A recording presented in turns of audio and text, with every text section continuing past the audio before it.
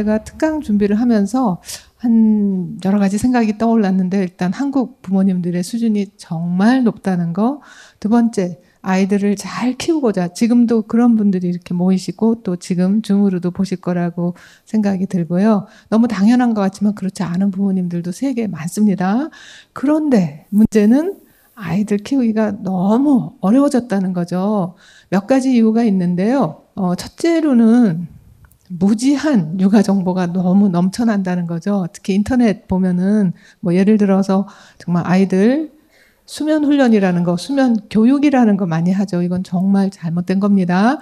한데 이런 말이 있어요. 무지라는 거는 무엇을 얼만큼 모르느냐가 아니라 잘못된 것을 얼마나 많이 알고 있는가. 그래서 우리가 정말 좋은 게 들어가려면 잘못된 것부터 빼놔야 되는데, 시간상 이게 왜 나쁜지는 제가 말씀드리지 않고 나중에 아마 이야기 속에 스며들어 있을 것 같습니다. 우리 너무 일찍부터 아주 영유아기, 젖먹이 때부터 너무 자주, 너무 오래, 너무 흔히 떨어뜨려 놓는 거, 수면 동안에도 떨어뜨려 놓는 거, 애들에게 만성 범불안증을 일으키는 대표적인 원인 중에 하나입니다.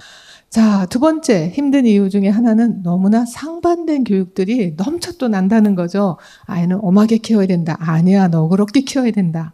조기 교육이 중요하다. 아니야, 천천히 키워야 된다.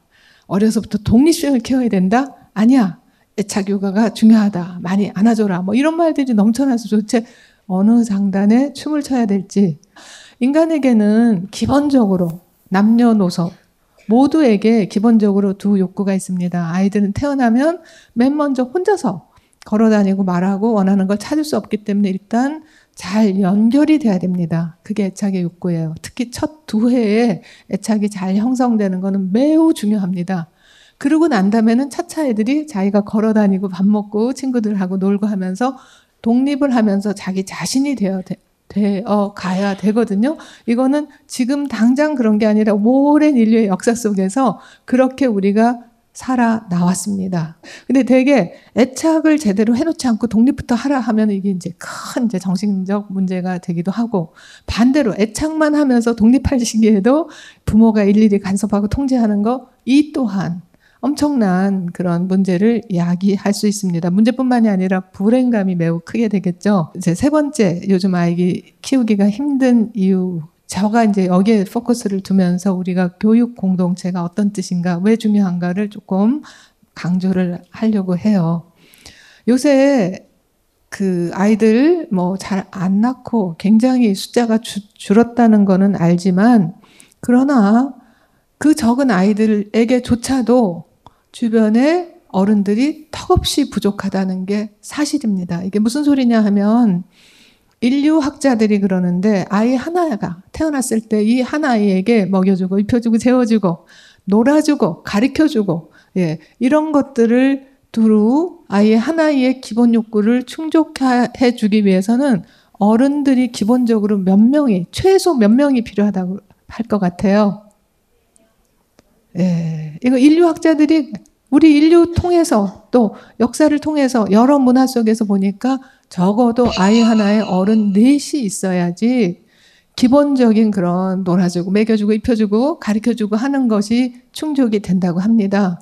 그런 부분에서 요즘 부모님들은 정말 한 명 혹은 두 명이 온 힘을 다해서 해준다 하더라도 거기서 애들 먹여주고 씻겨주고 재워주고 거기다 놀아주기까지 하고 공부도 가르쳐줘야 되고 인성도 훈련해야 되고 정말 할 게 너무나 많은 거죠. 그래서 부모도 힘들지만 아이들도 특히 정서적으로 그리고 정신적으로 또 관계적으로 매우 빈곤하다고 볼 수가 있어요. 서로가 힘든 거죠. 자, 그것을 좀 더 구체적으로 여러분들이 시각화할 수 있도록 제가 이 사진을 보여드릴 텐데요. 우리 예전에는 사실 못 먹어서 가난해서 빼빼 마른 애들 많이 봤습니다. 그렇죠. 요즘은 보기가 좀 드문데요. 일부러 살 안 찌려고 마르는 사람이 있지만, 그런데 그 영양 실조라 하더라도 두 가지 다른 양상이 있습니다. 하나는 정말 피골이 상접해서 온 몸이 다 마른 형태가 있고요. 그게 이제 전반적인 영양 부족형이고, 그 다음에 단백질이 특히 결핍됐을 때는 배만 볼록합니다. 볼록한 배를 보면 얘는 잘 먹었나 싶지만 사실은 이것이 영양학적으로나 의학적으로 봤을 때 더 예후가 나쁘고 더 심각한 문제를 일으키는 게 이렇게 단백질 결핍형이라고 하는데, 그걸 제가 왜 이 자리에서 얘기하느냐, 이렇게 잘 먹고 잘 사는 현대에 그 이유는 우리가 만약에 아기에게 하루에 필요한 아기의 이제 뭐 우유를 먹을 양이 만약에 1000ml라고 했을 때 그것을 만약에 반만 준다든지 반에 반만 준다든지 반에 반만 준다든지 한다면 아이가 제대로 못 클 거 아니에요, 신체적으로. 자, 아까 제가 뭐라 그랬죠? 아이 하나에 아이가 골고루 정서적, 정신적, 관계적으로, 사회적으로 잘 크려면 어른 넷이 필요한데, 예전에는 대가족 제도에서 그게 다 충족되고도 남았죠. 엄마, 아버지 계시고 할머니, 할아버지, 이모, 고모, 삼촌, 언니, 오빠, 이웃까지 해서.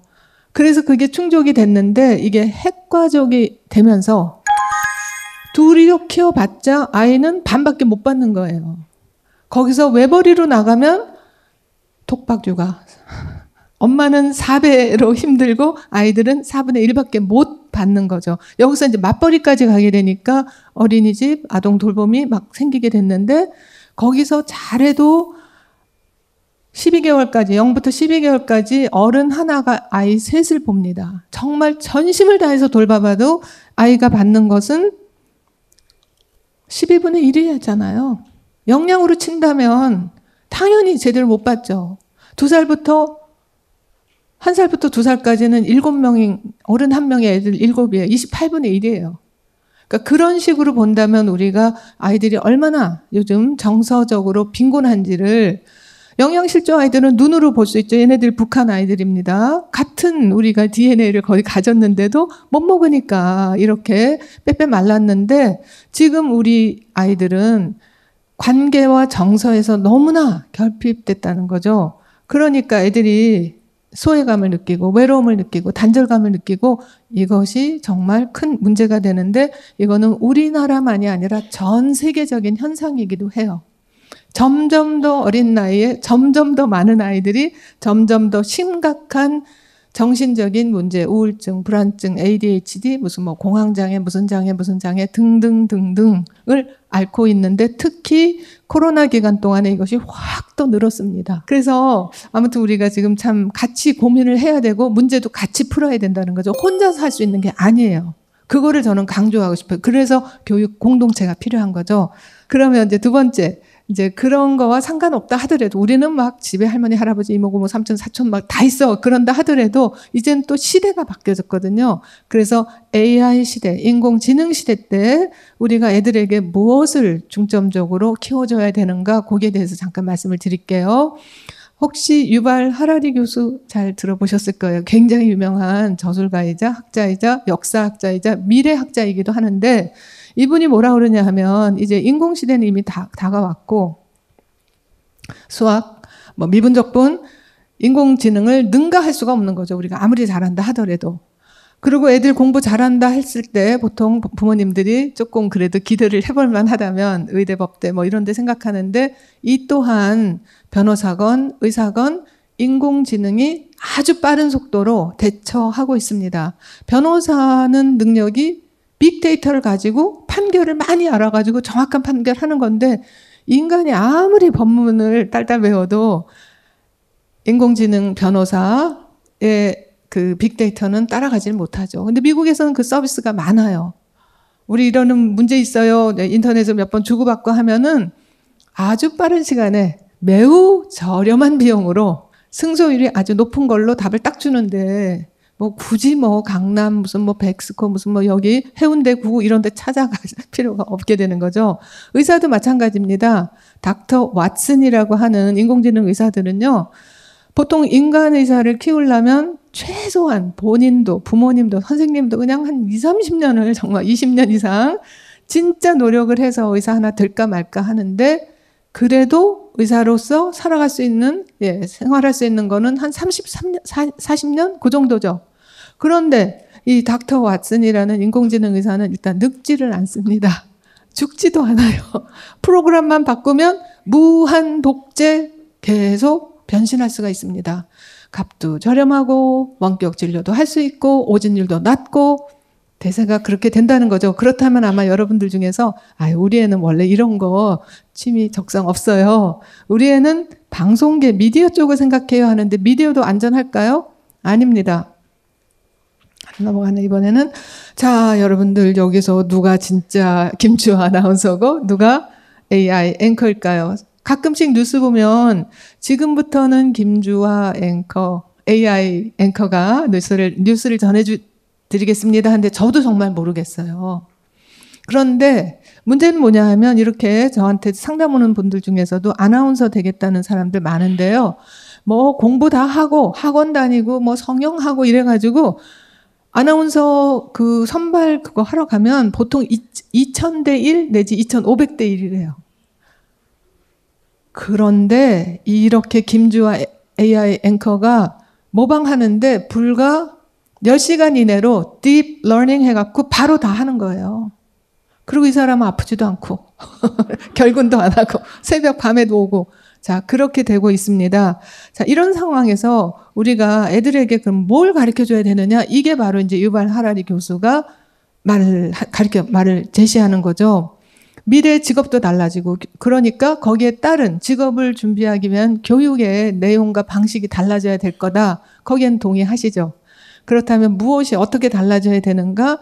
한번 동영상이 틀어질지 모르겠는데 한번 시도를 해보겠습니다. 유발 하라리 교수의 말을 직접 들어보시도록 하고 Nobody knows how the world would look like in 2050 except that it will be very different from today.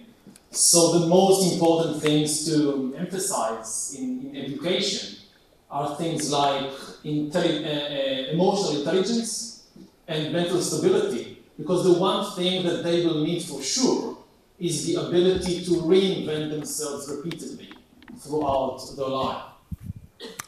네, 아주 짧은 얘기 속에 많은 게 함축되어 있는데 결국 유발 하라리 교수가 얘기하는 것은 이제 어떤 분야를 막론하고 아이가 뭐를 하려고 하든 간에 공감과 소통 능력 그리고 회복 탄력성 사회가 계속 바뀌니까 다시 자기를 일어날 수 있는 저는 이것을 보면서 특히 그 공감과 소통 능력을 보면서 정말 공감이 됐어요. 누가 떠올렸냐면 손흥민 선수가 떠올랐습니다. 손흥민 선수 물론 축구 기량이 뭐 엄청나게 잘하죠. 그러나 그것만일까요? 다른 선수들과의 공감과 소통과 이 관계적인 능력이 없었다면 아마 이 사람 상 받으라고 다른 선수들이 공을 몰아주거나 하는 일을 안 했을 거예요. 그것도 영국 팀에서 동양 사람을 위해서. 그죠? BTS 보세요. 물론 노래도 잘하고 춤도 잘하지만 그 사람들의 메시지가 정말 세계로 아미들을 막 정말 몰고 다니잖아요. 그래서 백악관까지 가서 대통령과 인터뷰할 정도로 공감과 소통 능력이 없다면 노래와 춤만으로 되지 않는 거죠. 그러니까 어떤 걸 하더라도 앞으로 이 능력은 꼭 갖추어줘야 할 집에서든 학교에서든 그럼 이제 어떻게 갖춰주느냐 그게 이제 문제겠죠. 제가 챗봇에게 물어봤습니다. 예, 이 사람 저 사람 말이 다 다르니까 챗봇은 그래도 가장 예, 그래서 챗봇한테 물어봤습니다. 우리 아이들 행복하게 키우고 싶잖아요. 뭘 하더라도. 그러면 행복한 아이가 지닌 능력은 무엇이냐 하고 물어봤더니 행복한 아이가 지닌 지능은 보통 우리가 일반적으로 말하는 IQ와는 다르고 다음과 같은 지능, 감성지능 혹은 감정지능인데요. 감성지능은 자신의 감정을 이해하고 관리하는 능력입니다. 감성지능이 높은 아이는 자신의 감정을 잘 표현하고 다른 사람의 감정을 잘 이해하고 공감할 수 있습니다. 또한 스트레스를 잘 관리하고 사회적 상황에서 적절히 행동할 수 있습니다. 아까 유발 하라리 말한 거랑 거의 내용이 같죠? 그래서 제가 그러면 감정지능, 감성지능을 키우기 위해서는 어떻게 해야 되죠? 하고 또 챗봇에 진짜 물어본 거예요. 챗봇이 가르쳐줬어요. 감정 코칭은 정서 지능을 향상시키기 위해 사용하는 기술입니다. 감정 코칭은 다음과 같은 방법으로 정서 지능을 향상하는 데 도움이 됩니다. 첫째, 자신의 감정을 알고 인식하고 표현하는 능력을 향상시키고 타인의 감정을 이해하고 공감하는 능력을 향상시키고 스트레스를 관리하는 능력을 향상시키고 타인과 건강한 관계를 형성하는 능력을 향상시킵니다. 자, 그래서 전통적으로 우리가 사지선다형 풀고 질문에 답하고 딸딸 외우는 이런 것은 이제 종말의 시대가 됐습니다. 그거는 왜냐하면 인공지능이 내가 더 잘해. 니네 이래봤자 그거 뭐 나 이길 수도 없는데 벌써 이런 시대가 왔다는 거죠. 앞으로는 더 할 거고요. 그래서 우리가 아이들이 어떻게 살기를 바란다면 대졸무직자가 되기를 원하는 건 아니잖아요. 그죠? 그렇기 때문에 우리가 어떻게 살기를 바라느냐, 인공지능 밑에서 살 것이냐, 아니면 인공지능 위에서 누리고, 즐기고 그렇게 살 것인가. 자, 그것은 사실은 여러분들의 선택에 달려 있다고 볼 수가 있습니다. 자, 그러면 우리가 이제 행동 코칭과 감정 코칭 차이를 알려드릴게요. 이제 답은 감정 코칭이라는 걸 알았는데, 그렇다면 우리는 지금 아이들을 어떻게 키워왔지? 우리는 어떻게 자랐지? 그것과 감정 코칭은 뭐가 다르지? 제가 쉽게 빨리 설명을 드리도록 하겠습니다.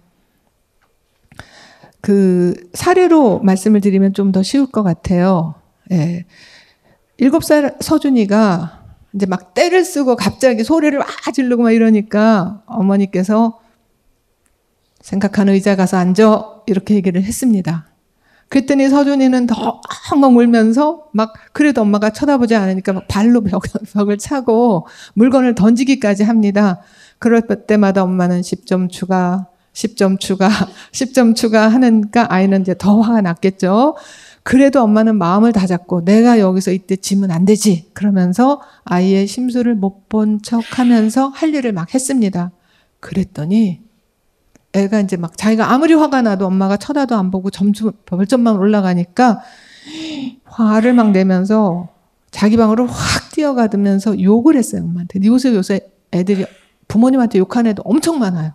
그것도 아주 무지무지 입에 담지 못할 욕들을 하는 애들 상담 받으러 온 애들, 심지어 엄마 죽이겠다고 칼을 찔른 애가 왔는데 그것도 3명이 다른 애들인데 초등학교 2학년짜리. 애들이 연령이 더 어려지고 굉장히 과격해지고 막 죽겠다고 베란다 뛰어가는 애도 있고 그래요. 그러다 뛰어가다가 확 돌아서서 왜 나만 죽냐? 너부터 죽이고 죽을게. 2학년 애가, 남자애가. 자기 엄마한테 그래갖고 부엌에서 칼을 꺼내가지고 진짜 찌르려고 그래갖고 상담 왔다니까요. 그러니까 이 아이가 엄마 이제 욕하면서 자기 방으로 뛰어가니까 엄마는 순간 엄청나게 화도 나지만 당황스럽고 수치감도 느끼고 어떻게 해야 되지? 무력감이 느껴지면서 내가 지금 실패하고 있구나. 이 작은 일에도 자괴감이 느낄 수 있겠죠. 엄마의 기분도 그렇지만 아이의 기분은 어떨까요? 서준이는. 그리고 도대체 뭘 배웠을까요? 이 상황에서. 아이는 엄마는 날 미워해. 이렇게 생각할 거예요. 난 나쁜 애야. 뭘 배우죠? 다음에는 더 빨리 욕을 하고 더 센 욕을 하고 빨리 방으로 들어가서 나오지 말아야지. 이거밖에 배우지 못할 수도 있어요. 그러다 보니까 죽인다 산다 뭐 네가 뭐 이렇게. 어떤 아이는 초등학교 4학년인데요. 아이가 막 진짜 엄마한테 흉기를 휘둘러서 동영상을 찍어 왔어요. 근데 서로 엄마랑 4학년짜리 아이랑 얘기하는 게 너 엄마한테 사과해. 네가 먼저 사과해. 네가가 엄마한테 뭐니? 너는 뭐냐? 자식을 왜 이렇게 키우냐? 이러고서 싸워. 그러면서 싸워. 그러다가 막 화가 나니까 그 부엌에 있는 그 이렇게 칼꽂이에서 가위를 꺼내가지고 그냥 막 이러는 거예요. 그래서 내가 이 동영상 누가 찍었어요? 그랬더니 일하시는 분이 찍었대요. 그랬더니 얘가 갑자기 확 돌아서더니 넌 또 뭐야? 그러면서 빨리 꺼. 그 정도예요. 애들이 그렇게 난폭한 애들도 많아졌어요. 안 그런 애들도 많겠지만 아무튼 그렇습니다. 자, 그래서 우리가 이제 생각하는 의자에 대해서도 할 얘기가 많지만 또 화두만 던져놓습니다. 이것이 바로 이제 행동 코칭의 대표적인 그 방식의 하나인데 이게 왜 문제냐? 아이의 행동을 상과 벌로서 교정하려고 하는 게 이제 행동 코칭이고 이건 한 100여 년 동안 뭐 잘하면 스티커 주고 뭐 못하면 뭐 하고 이러는 거가 사실 교육계와 훈육의 방법으로 지배를 했는데 문제는 뭐냐 하면 아이들은 보상 없으면 뭘 안 하려고 그래요. 그리고 점점 더 큰 보상을 요구하죠. 벌도 마찬가지로 처음에는 이렇게만 해도 무서워하던 게 이제 점점 큰 소리 치고 더 아주 큰 벌을 주지 않고서는 꿈쩍도 안 한단 말이에요. 뿐만 아니라 자기가 스스로 정말 아까 반성문 대신에 자기를 성찰하고 써라. 그럴 새가 없죠. 기회를 얻기도 어렵고 또 좋은 일을 한다 하더라도 이게 조종당하거나 혹은 거부당하는 느낌이 드니까 되게 관계가 나빠지게 됩니다. 더 안 좋은 결과는 뭐냐면 이렇게 부모가 야단치는 방식을 보고 애들이 따라한다는 게 문제예요. 그러니까 집에서 맞던 애들이 학교 와서 때리잖아요. 최근에 이런 사례도 있었어요. 어떤 부모님들이 정말 자괴감에 빠져서 상담을 받으러 오셨는데 어떤 일로 오셨어요? 그랬더니 정말 창피해서 정말 말씀을 못 하시는 거예요. 그래서 제가 조금 기다려드렸더니 우리가 6학년하고 중1, 초등학교 6학년 중1 남매를 키우는데요. 애들이 자꾸 이제 코로나 기간 동안에 막 인터넷에 빠지고 막 휴대전화 하루 종일 하고 그래갖고 학원도 안 가고 공부도 안 하고 숙제도 안 하고 하니까 이제 호되게 야단을 쳤대요. 두 분께서. 그러고 나니까 또 측은한 마음이 들어서 아유, 애들 맛있는 거 사다 주고 좀 기분 좀 이렇게 업 시켜주자 해서 부부가 나와서 슈퍼마켓에서 애들 좋아하는 거 잔뜩 사가지고 집에 가보니까 애들이 비번을 싹 바꿔버린 거야. 그 쫓겨났어요, 부모님이. 진짜로 쫓겨났어요. 근데 정말 창피해서 물론 열쇠공을 나중에 불러서 들어가긴 했는데 진짜 다리에 힘이 쫙 빠지고 와, 이거 뭐 정말 너무너무 자괴감이 들고 이거 어떡하나. 그래서 저한테 온 거예요. 그래서 제가 이제 얘기를 한참 듣고 물론 감정 코칭도 해드리고 난 다음에 여쭤봤어요. 애들 어릴 때 훈육을 어떻게 하셨어요? 그랬거든요. 그랬더니 남편이 아내가 다 했다는 거죠. 본인은 이제 바쁘시니까. 그랬더니 아내가 갑자기 어머 그러시는 거예요. 그랬더니 어머 내가 애들 그 유치원 다니고 막 4살 5살 그럴 때 잘못하면 내복바람에 그냥 아파트 복도로 쫓아냈대요. 그거 그대로 지금 애들 배워서. 그래서 요새 애들이 아유 하여튼 그렇습니다. 그러니까 부모 방식을 모방해서 지네도 쓰니까 이게 좋은 방법이 아니라는 거죠. 자, 그렇다면 우리가 행동 코칭이 아닌 감정 코칭으로 했다면 어떤가 한번 보겠습니다. 자, 서준이가 화를 막 내고 소리를 질렀어요. 여기까지는 똑같아요. 그랬을 때 엄마가 잠시 우리 진정하기 위해서 소파에 앉아서 엄마랑 조용히 둘이 얘기해볼까 그랬어요. 그랬더니 서준이가 처음에는 더 크게 서럽게 울었지만 아이들도 부모의 얘기를 잘 귀를 기울이거든요. 그래서 이제 엄마가 차분하게 이렇게 얘기했어요. 서준이가 뭔가 화가 많이 난 것 같은데 감정을 우리가 포착해 준 것 같죠? 뭐 때문에 화가 났는지 말해줄 수 있을까? 그랬더니 아직은 막 흥분한 상태니까 이러면서 막 얘기를 하니까 천천히 조용히 말하면 엄마가 네 말을 더 잘 들을 수 있어. 그랬더니 얘도 좀 차분해져 갖고 동생이 내가 그린 로보컵 그림을 찢었어요. 그랬거든요. 그러니까 화가 날만 하잖아요. 그렇잖아요. 그러니까 그랬구나. 서준이가 열심히 만든 로봇컵 그림이 찢어져서 화가 났구나. 먼저 감정을 포착해 준 거죠. 행동, 소리 지르는 행동보다. 그리고 여기서 더 나가서 공감까지 해준다면 더 좋겠죠. 엄마도 예전에 열심히 그린 콩순이 그림 동생이 찢었을 때 진짜 많이 화났었어. 이렇게 해주면 애가 내가 이런 상황에 이런 기분이 느끼는 게 내가 나쁜 게 아니고 이상한 게 아니구나. 그리고 여기서 엄마가 이렇게 차분하게 얘기해줘서 고마워한다면 얘는 정말 진정도 되지만 엄마가 나를 정말 진짜 사랑하는구나. 그리고 엄마를 믿을 수 있게 되죠. 아이가 배우는 건 뭔가요? 이럴 때 차분하면 되는구나. 그 다음에 엄마는 내 말을 잘 들어주고 이해해주고 공감해주고 위로해주고 지지해주는구나. 그렇게 든든한 마음이 들게 되겠죠. 작은 거지만 엄청 큰 차이입니다.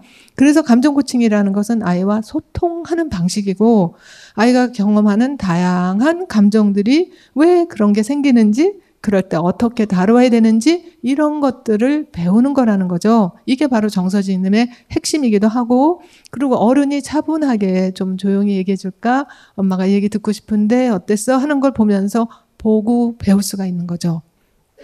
부모들이 보통 이래요. 이제 놀이터에서 애가 다른 애 때리면 때리지 말라고 그랬지. 근데 애가 또 이제 뭐 그러잖아요. 그럼 때리지 말라고 그랬잖아. 와서 딱 때려요. 너 내 말 들을래 안 들을래. 그럼 얘는 뭘 배울까요? 아, 화가 나면 때리면 되는구나. 그러니까 말과 행동에서 아이들이 행동을 따라 한다는 거죠. 그래서 감정 코칭은 이렇게 관계적 접근을 통해서 아이가 내적 조절력을, 정서지능을 키울 수 있게 하는 방식이라는 겁니다. 자, 다른 예를 잠깐 들어볼게요. 부모가 막 싸웠어요. 아이는 엄청 불안하겠죠? 그럴 때 불안하고 걱정되는 감정이 부모 싸우는 소리 확 드는 순간에 나오는 반응이 거의 0.2초 만에 나옵니다. 그러니까 이거는 막을 수가 없는 거예요. 사실은 이렇게 탁 나오는데, 근데 얘는 지금 불안한데 엄마가 나와서 이렇게 얘기합니다. 어른들 일에 상관 말라 그랬지. 신경 끄고 공부나 해. 만약 이런 다음에 얘는 나는 놀랐는데 신경 끄고 공부나 해 이러니까 공감대가 싹 없어지면서 관계는 탁 단절이 되죠. 마음의 문을 확 닫죠. 그렇다고 해서 감정이 없어지나요? 사실은 처리되지 않은 감정은 더 커집니다. 예, 그래서 이게 처리되지 않고 그냥 묻혀져 버리고 딴 걸로 이제 나오게 되는데, 만약에 감정 코칭을 엄마가 조금이라도 하신다면 많이 불안하고 걱정이 되는구나. 일단 감정을 수용해주고, 엄마도 어릴 때 할머니 할아버지 다투시면 굉장히 불안했단다. 그래서 이런 상황에서 불안한 거는 당연한 거야. 자연스러운 거야. 공감을 해주고 난 다음에 이제 중요한 게 어른도 다툴 때가 있거든. 하지만 이건 너의 잘못이 아니란다. 이걸 꼭 얘기해줘야 돼요. 아이들은 부모가 싸워도 혹은 이혼해도 혹은 뭐 아파도 이게 자기가 뭔가 잘못했다고 자기중심적으로 아이들이 해석을 하기 때문에 이게 네 잘못이 아니야. 그리고 엄마 아빠는 여전히 널 사랑한단다. 이러면 애가 진짜 안심이 되겠죠. 자, 이런 것들이 먼저 선행되어야지 아이는 진정되고 안심이 되면서 이제 차분해지니까 신뢰가 생기고, 예, 좋은 말을, 정말 그 방식을, 그러니까 어떻게 해야 되는지를 들을 준비가 됩니다. 요게 먼저라는 거죠. 지도부터 하면 안 돼요. 먼저 지지를 해줘서 얘가 안심이 되고 난 다음에 차분해지고 난 다음에 그 다음에 이제 행동을 코칭을 해주죠. 그래도 아무리 불안하다 그래서 손톱을 뜯는 거는 안 돼. 불안할 때 어떻게 하면 좋을까? 이렇게 하죠. 요새 손톱 반밖에 없는 애들 너무 많아요. 상담실에 오는 애들 보면 정말, 예. 그래서 어떻게 하면 좋을까? 이렇게 물어보면 얘가 차분해지니까 어쩌면 이렇게 얘기할 수도 있어요. 아이 나이에 따라 다르겠지만, 엄마 아빠 좀 싸울 때 조용히 싸워주실래요? 아니면 방문 좀 닫고 해주실래요? 아니면 나는 이럴 때 그냥 그림 그리고 있을래요? 뭐 날 사랑한다니까, 내 잘못이 아니라니까, 이렇게 된다는 거죠. 이래서 행동을 우리가, 아이가 스스로 조절할 수 있게 하는 건데, 여기에서 감정 코칭의 핵심들이 있죠. 감정 포착, 감정 이해, 감정 관리, 그리고 감정 활용. 이게 정서지능의 핵심이기도 합니다. 자, 그렇다면, 예, 그 위키피디아에 보면 정서지능, emotional intelligence의 핵심 정의가 요 감정 코칭 4가지 있고 다 들어가 있잖아요. 예, 그렇습니다. 자, 그러면 이번에는 이제 감정 대응을 부모님들이 어떻게 하는가? 가트맨 박사님은 4가지 유형이 있다고 했습니다. 그리고 이것은 발명한 게 아니라 발견하신 거예요. 애들이 감정적인 상황일 때 부모가 이렇게 하면 좋아요가 아니라 어떻게 하나 하고 봤더니 이게 4가지 유형이 있다는 거죠. 감정 억압형이 있고 축소 전환형, 방임형, 감정 코칭형. 그런데 누가 한 사람이 한 가지만 하는 건 아니에요. 그러니까 이제 그 검사지가 있는데 자기가 어떤 유형인가 그러면 감정 억압형 42, 축소 전환형 20, 방임형 10, 감정 코칭형 5, 뭐 이런 식으로 이렇게 분포되어 있다는 거죠. 예, 그렇게 되지만 되게 제일 많은 거가 제일 다급할 때, 아무 생각 없을 때 확 자동적으로 반사적으로 습관적으로 나오는 게 가장 높은 거라고 보시면 돼요. 하지만 이것도 우리가 다 배워서 감정 코칭형으로 달라질 수 있습니다. 어떻게 배워야 되느냐? 제대로 배우시면 돼요. 짝퉁한테 배우시지 마시고. 네. 자, 그러면 우리가 이제 상황을 좀 보겠습니다. 동생이 이제 형이 잘 만든 레고를 부숴버렸어요. 그러니까 이제 형이, 성준이가 막 화를 내겠죠. 그럴 때 부모가 억압형이라면 시끄러. 뭐 그깟 일로 난리냐? 어떤 때는 맞을래? 막 이래요. 그러면은, 예, 이게 억압형입니다. 감정을 그냥 눌러버리는 거죠. 축소 전환형이라면, 아이, 괜찮아. 레고 말고 우리 자동차 갖고 놀자. 이거 딴 걸로, 그러니까 아이의 감정은 괜찮아. 이렇게 축소해가지고 딴 걸로 전환을 해주는 게 축소 전환형이에요. 방임형은 화나지. 동생 때려줘. 괜찮아, 괜찮아. 레고 더 사줄까? 마음대로 사. 이것은 감정은 이해하지만 행동에 대해서 한계를 그어주지 않기 때문에 사실은 방임이라고 합니다. 자, 감정 코칭형이라면 어떻게 할까요? 일단 우리가 이런 식으로 했을 때 결과가 어떤지를 보셔야 돼요. 그래야지 우리가 감정 코칭을 하게 되는데, 억압형으로 시끄러워 뭐 그깟일로 난리나 한다면 아이들에게 남는 결과는 분노가 쌓입니다. 적개심이 생기고 반항심이 생기고, 그러면서도 자존감은 매우 낮게 되죠. 그리고 감정 조절 잘 못합니다. 이런 애들이 술, 담배도 빨리 배운다 그래요.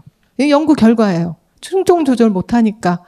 축소 전환형, 괜찮아, 별거 아니야, 레고 말고 딴 거 하자, 아이스크림 먹자, 이런 걸로 전환해버리면 애들이 나는 기분이 안 좋은데 괜찮은가? 내가 이상한가? 자기 기분을 믿지 못하게 돼요. 커서도 남의 말에 솔깃, 귀가 얇아지고, 이 사람 말 들으면 이게 맞는 것 같고 저 사람 말 들으면 저게 맞는 것 같고, 더군다나 자기가 어떤 어려운 감정에 직면했을 때 그것을 딴 걸로, 술이나 담배나 뭐 쇼핑이나 음식이나 딴 걸로, 그냥 화날 때 슬퍼서 한 잔, 기뻐서 한 잔, 외롭고 슬플 때 연애하다가 뭐 차이고 그러면 막 음식 막 먹는 걸로, 쇼핑하는 걸로, 성형하는 걸로, 이런 걸로 대처하려고 그러지 직면을 하기가 어렵다는 거죠. 방임형으로 키우면은 미성숙하게 되고 자기 중심적으로 되면서 자기 기분대로 막 해도 되는 줄 알고 정말 참 곤란한 그런 사람이 되겠죠. 감정 코칭형이라면 이렇게 하겠죠. 화가 났구나. 네가 열심히 만든 게 망가졌으니 화가 날만도 하네. 얘가 기분이 그렇다는 걸 우리가 이걸 타당화 혹은 수긍, 인정해 준다는 거거든요. 화가 날만 하네. 그리고 아빠도 어릴 때 내가 열심히 만든 자동차 모형 동생이 부셔놨을 때 어쩌고 저쩌고 하면서 공감을 해주고 난 다음엔 이런 일이 벌어지지 않게 하기 위해서 어떻게 하면 좋을까? 그렇다면 아이가 뭐 나이에 따라 답이 다르겠지만, 다음에는 내가 잘 만들어 놓으면 동생 손이 닿지 않는 데다 높은 데다 올려놓을래요? 아니면 동생이 놀자고 그럴 때 좀 띄워줘서 걔 혼자 따로 하게 할래요? 아니면 우리 같이 만들래요? 답은 여러 가지가 있을 수 있겠지만, 얘는 그 과정에서 아빠한테 이해받고 위로받고 배려, 지지, 존중, 그리고 사랑받는 기분이 들겠죠. 그리고 자신의 감정을 잘 알고 적절히 표현하면서 바람직한 행동, 진짜 인성이 바르게 크게 된다는 겁니다.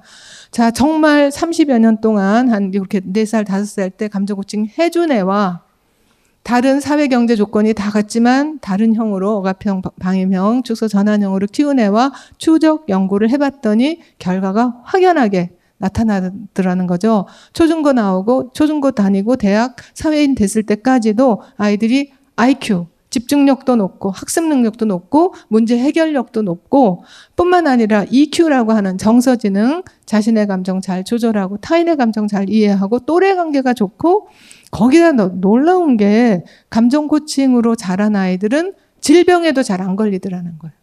왜냐하면 스트레스를 덜 받으니까 면역력이 올라간다는 거죠. 그래서 질병에도 잘 안 걸리고, 또 부모가 혹시 뭐 다투거나 뭐 헤어지거나 하더라도 거기에 따르는 여러 정서인지 사회 문제도 별로 일으키지 않더라. 더 좋은 거는요, 만약에 뭐 헤어졌다 혹은 같이 살아도 너나 배워라 한다 하더라도 둘 중에 하나만 배워도 효과가 있다는 겁니다. 굉장히 좋은 소식이죠. 네. 그래서 남편이 안 와서 참 섭섭하고 아쉬울 수도 있지만 둘 중에 하나만 먼저 시작해도 아이들에게는.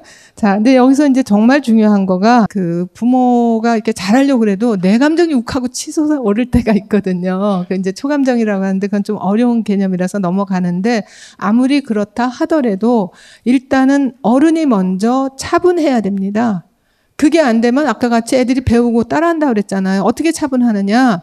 아주 간단하게 여러분들이 이것은 오늘 집에 가실 때 요거 하나만 기억해도 집에 가서 많이 도움이 될 거예요. 우리 뇌로 봤을 때 손가락을 손을 이렇게 들어보실래요? 자, 그러면 뇌가 3중 구조라고 하는데, 여기 그 손목 있는데 여기가 뇌 뿌리, 뇌 간입니다. 여기에 구조와 기능은 파충류도 같아요. 예, 생명 유지하는 그런 일을 하고, 여기 손바닥이 해당되는 거가 변연계라고 해서 감정, 기억, 동기, 성욕, 식욕 이런 것들을 주관하는 곳이에요.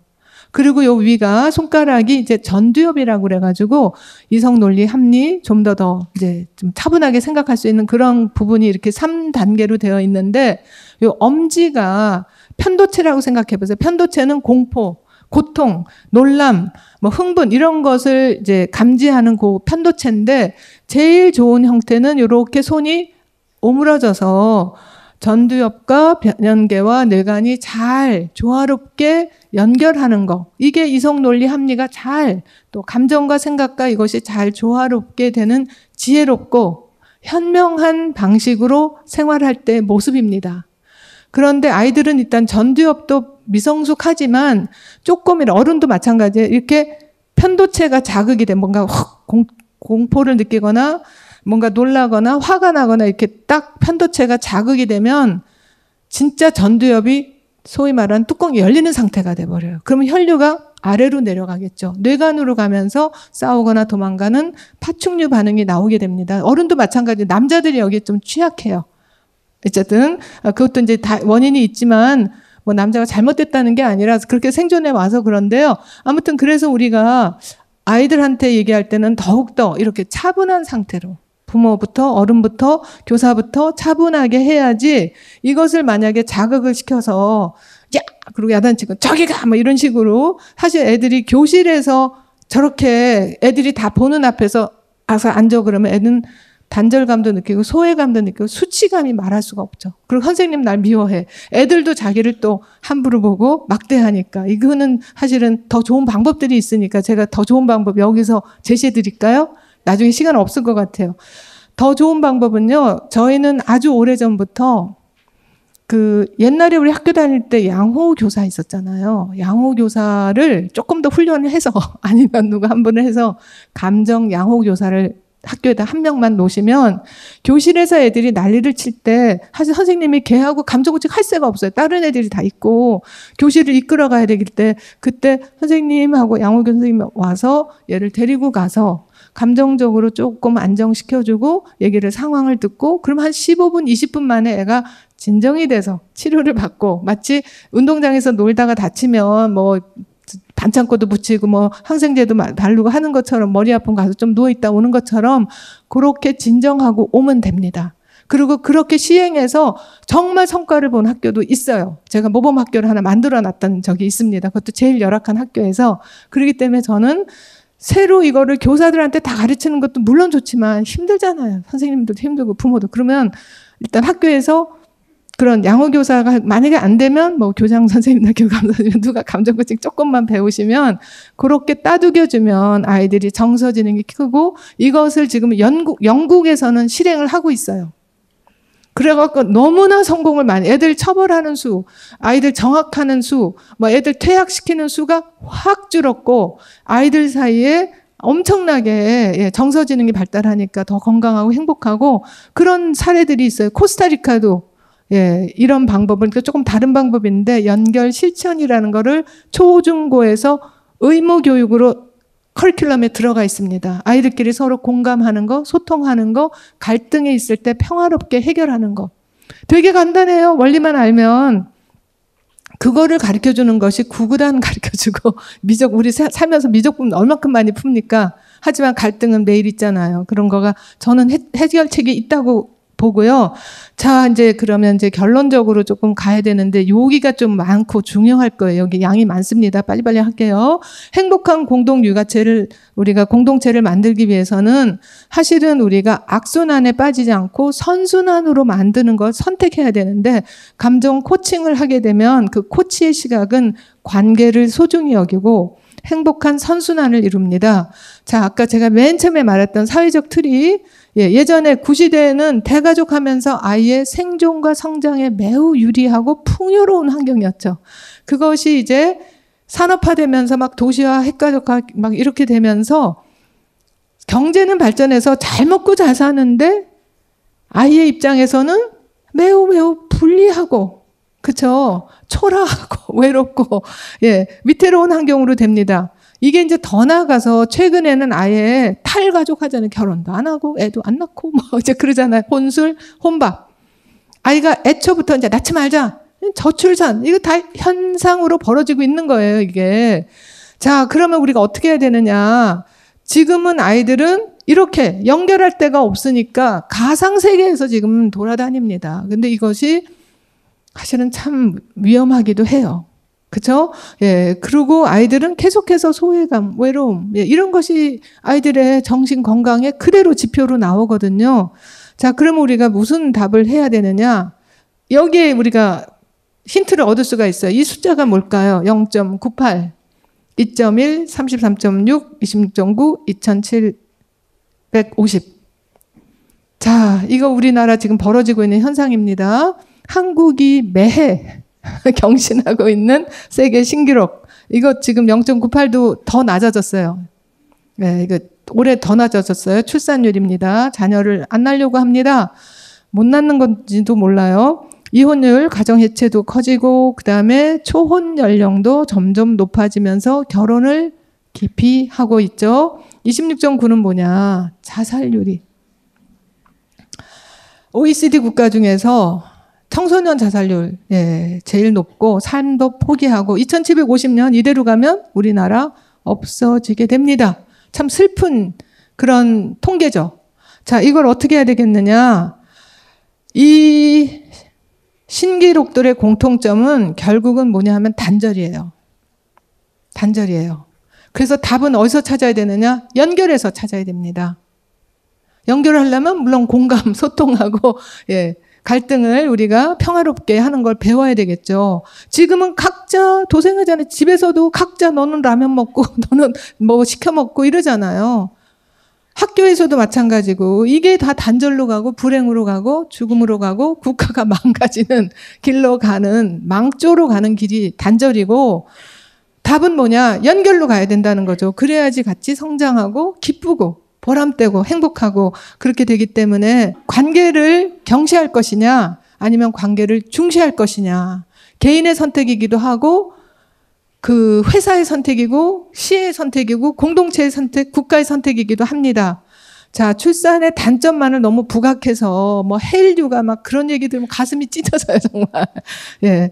그래서 우리가 아이들이 정말 이렇게 뭐 힘들고 이런 거 우리가 원천부터 이제 봉쇄하는 방법들이 다 있긴 있지만 감정 코칭을 하다 보면 이렇게 돼요. 아이가 이게 돈이 아니에요. 이게 정말 은혜로운 가치이고 뭐 어떻게 돈으로 헤아릴 수 없는 그리고 애들이 지도해 주는 거가 이렇게 효과적으로 되면 아까 그 서준이 엄마처럼 그러면 이게 참 자부심이 생기고 뿌듯하고 예, 명예롭고 행복하게 느껴지죠. 그리고 아이를 막 어깨에 짊어진 부담이 아니라 고마운 존재를 여기게 되고 이러려면 우리가 부모만으로는 안 된다는 거예요. 엄마만은 절대로 안 됩니다. 우리가 공동체가 나서야 돼요. 그래서 저는 오늘 되게 기뻤어요. 이렇게 부산시에서 이런 공동체를 마련해주고 이런 것들을 이렇게 우리도 도와드릴게요. 선생님들도 같이 노력할게요. 선생님들 우리 협조자를 만들어야지 그 적으로 만들면 애들은 여기도 저기도 못 속하고 그나마 없는 게 더 없어지잖아요. 아이들의 정서적인 이런 공감대, 정서 지능을 키울 그러니까 우리는 정말 선생님들 진짜 고마운 존재로 여기고 또 선생님들도 부모님들한테 우리가 같이 협력하는 그런 사람으로 여겨야 된다는 거죠. 그래서 한때 대가족 한 마을이 했는데 대가족은 이제 해체됐고 이제 뭐 핵가족도 이제 해체되고 예, 아버지 부재하고 예, 맞벌이를 때 이제는 엄마마저 이제 뭐 없어지고 애들은 어디 갔냐? 애들은 SNS로 빠져버리고 인터넷 게임으로 들어가 있고 다 빠져버렸어요. 이거 현실이에요. 이거 그렇죠. 지금 이게 지금 우리나라의 정말 속빈 강정 혹은 참 불쌍한 현실이죠. 아까 통계가 다 말해주잖아요. 그래서 이제는 우리가 다시 들어가야 돼요.